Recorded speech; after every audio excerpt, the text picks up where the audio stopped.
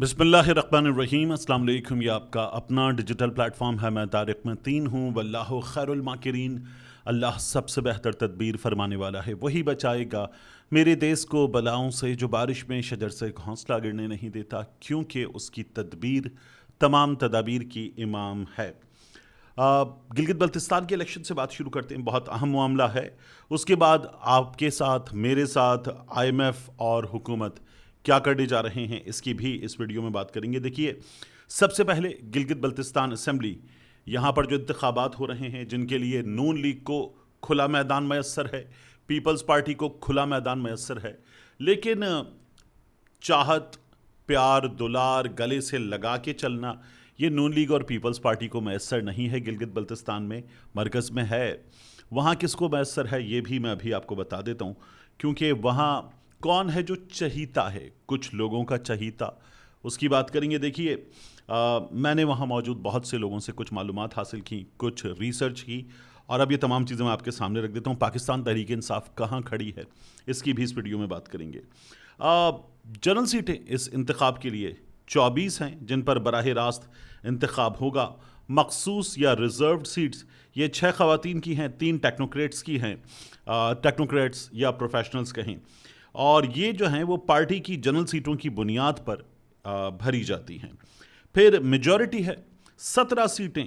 जाहिर है कि जब ये नंबर है तो वो मिलेंगी और आपको हुकूमत बनाने की मेजॉरिटी मिल जाएगी। पिछले 2 इलेक्शंस में अगर आप देखिए कि नंबर गेम क्या रहा है, 2015 2020 की हम बात कर रहे हैं। 2020 का इलेक्शन पाकिस्तान तहरीक इंसाफ उस वक्त थी विफाक में बरसर इक़्तिदार, और पाकिस्तान तहरीक इंसाफ ने जनरल सीटें, ख़वातीन, टेक्नोक्रेट्स मिलाकर जो सीटें जीती वो हो गई थी 22, और पाकिस्तान तहरीक इंसाफ के पास 2/3 मौजूद थी, और जो अपोजिशन थी वो बड़ी कमज़ोर सी अपोजिशन थी। इंडिपेंडेंट्स 7 थे, वो भी पाकिस्तान तहरीक इंसाफ के साथ शामिल हो गए थे। 2015 का इलेक्शन विफाक में थी मुस्लिम लीग नून की हुकूमत, और गिलगित बल्तिस्तान में उन्होंने हुकूमत बनाई।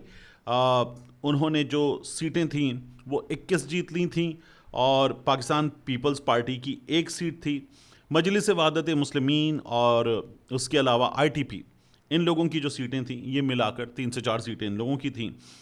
पहला इलेक्शन गिलगित बल्तिस्तान का 2009 का विफाक में थी पाकिस्तान पीपल्स पार्टी, और पाकिस्तान पीपल्स पार्टी ने 20 सीटें हासिल कर ली थीं। और अब आप एक चीज़ देख सकते हैं साफ अंदाज में कि इस्लामाबाद की बरसर इक़्तिदार जमात गिलगित बल्तिस्तान में हर बार इंतखाब जीतती है। एक तो उसको एज होता है, इंतज़ामिया को इस्तेमाल करती है।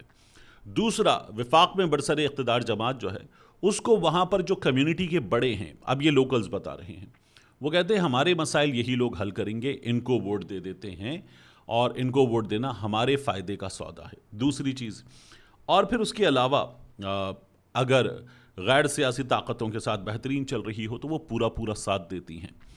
जो पिछली बार का इंतखाब था उसमें मरियम नवाज़ शरीफ उतरी थी मैदान में, बिलावल भुट्टो जरदारी उतरे थे मैदान में, पाकिस्तान तहरीक इंसाफ की तरफ से अली अमीन गंडापुर साहब ने मुहिम चलाई थी, और पाकिस्तान तहरीक इंसाफ ने उड़ा के रख दिया था सबको।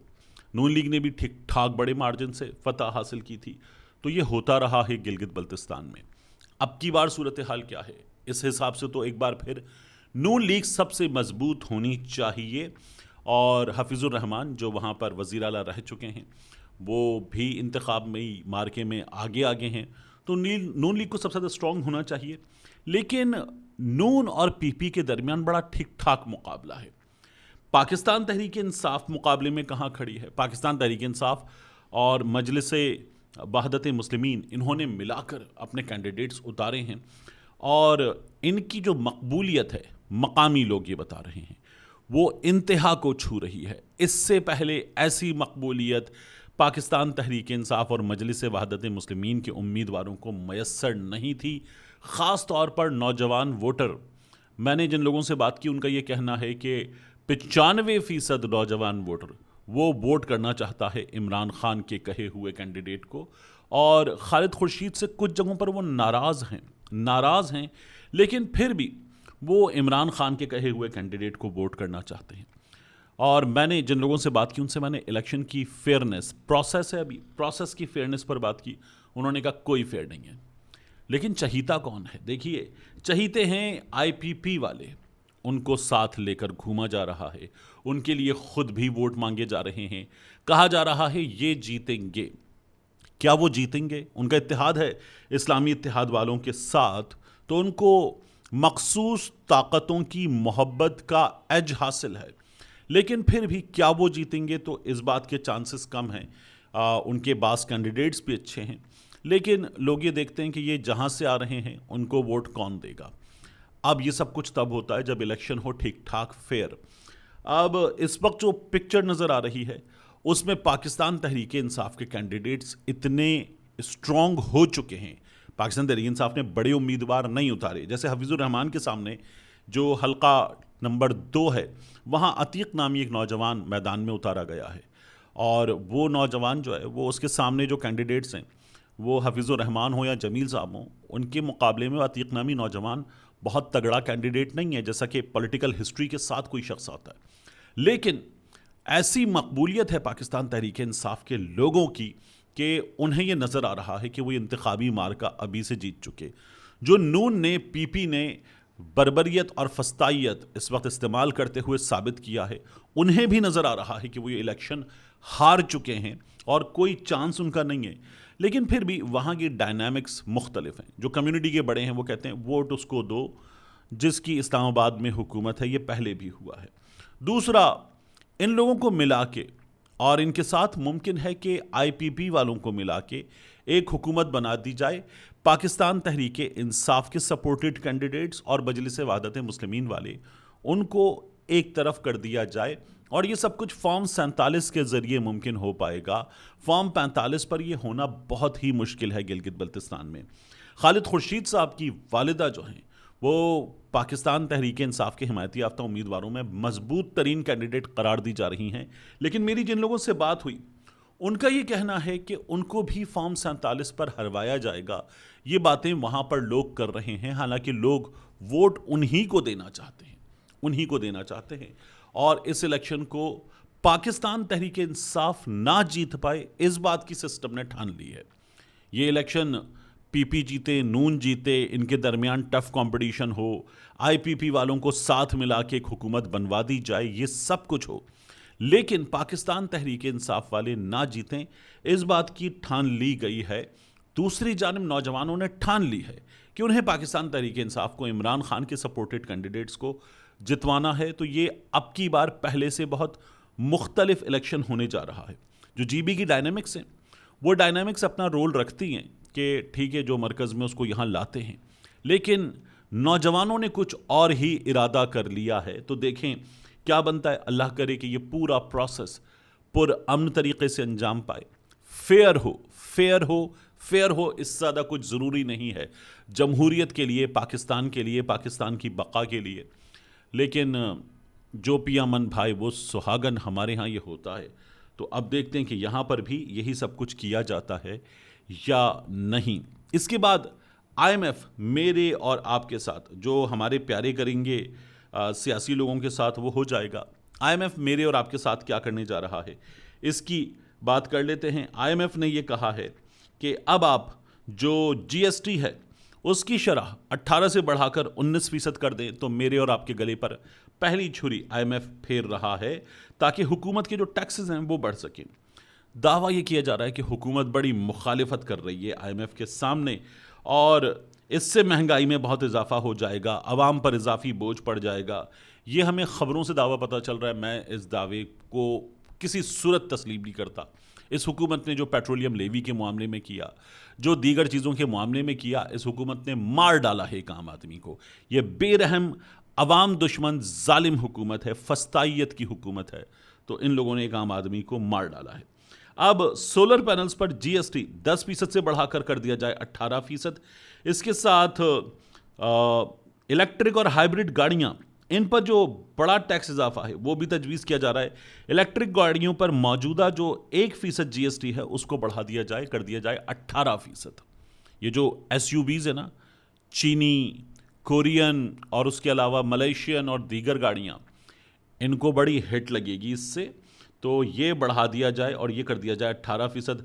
हाइब्रिड गाड़ियों पर 8% से बढ़ाकर कर दिया जाए 18%, और इन गाड़ियों की कीमतें बढ़ेंगी।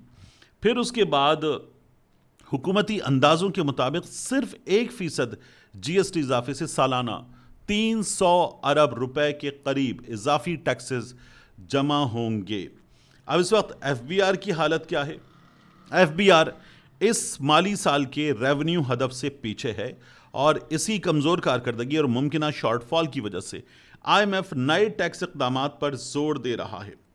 रिटेलर्स पे बड़ा होता है कि नून लीग की हुकूमत जो है वो ताजिर दोस्त हुकूमत है, और तनख्वाहदार तबके का कबाड़ा करती है नून लीग की हुकूमत।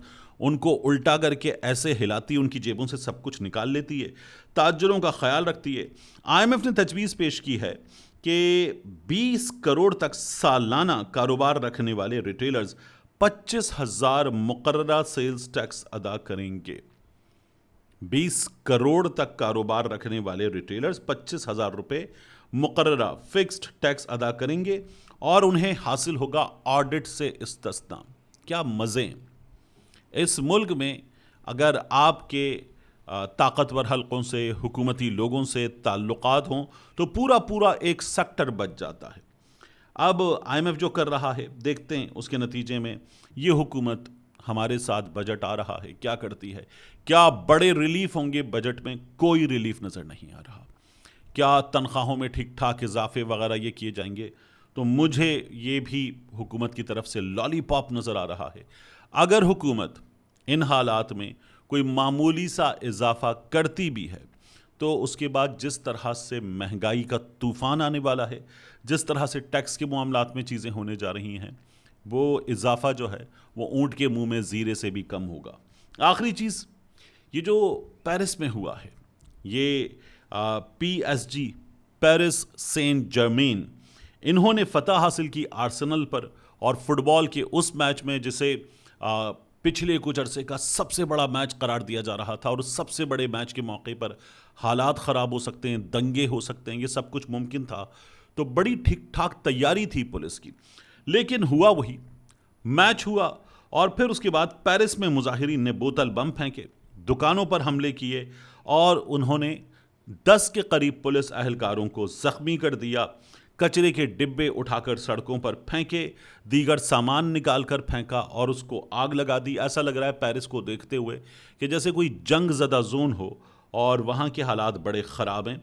फिर मुजाहिरीन ने जो आतिशबाजी का सामान वो अपने साथ लेकर आए थे, जैसे आर्सेनल फ़ैन थे कि आर्सेनल जीतेगी, और वो आतिशबाजी का सामान लेकर आए थे, तो मुजाहिरीन ने उस आतिशबाजी के सामान को ऐसे चलाने के बजाय ऐसे खड़े हुए पुलिस एहलकारों की जानिब चला दिया। उससे भी पुलिस वाले ज़ख्मी हुए। तेज़ाब से भरी जो बोतलें हैं वो बरामद की गई। 400 प्लस मुजाहिरीन गिरफ्तार किए गए, और 22,000 एहलकार ये पेरिस में लगा दिए गए थे कि उन्हें सिक्योरिटी की जिम्मेदारी अंजाम देनी है। चैंपियंस लीग का टाइटल पेरिस सेंट जर्मेन ने जीत लिया, आर्सेनल को शिकस्त हुई, और उसके बाद पेरिस का कबाड़ा हो गया है। मिलते हैं इंशाल्लाह आपसे अगली वीडियो में।